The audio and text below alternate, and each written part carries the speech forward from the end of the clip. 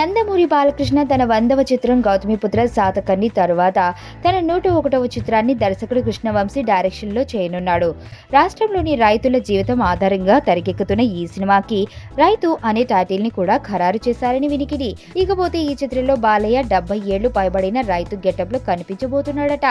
ఇంతకు మునుపు కూడా బాలయ్య 'ఒక్క మగాడు' వంటి చిత్రాల్లో వయసు పైబడ్డ వ్యక్తిగా కనిపించినప్పటికీ ఈ 'రైతు' సినిమాలో గెటప్ మాత్రం చాలా సహజంగా ప్రత్యేకంగా ఉంటుందట.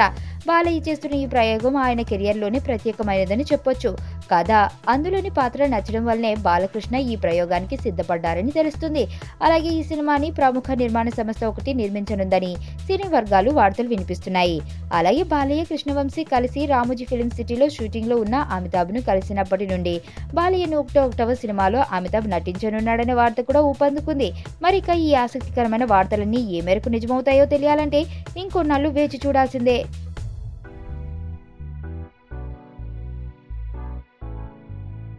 మరణం దేహానికే గాని ఆత్మకు కాదని భగవద్గీత చెప్తుంది. మనిషి బరువెంతున్నా మరణానంతరం 21 గ్రాములు తగ్గుతుందని సైన్స్ చెబుతుంది. అంటే ఆ 21 గ్రామ్స్ బరువు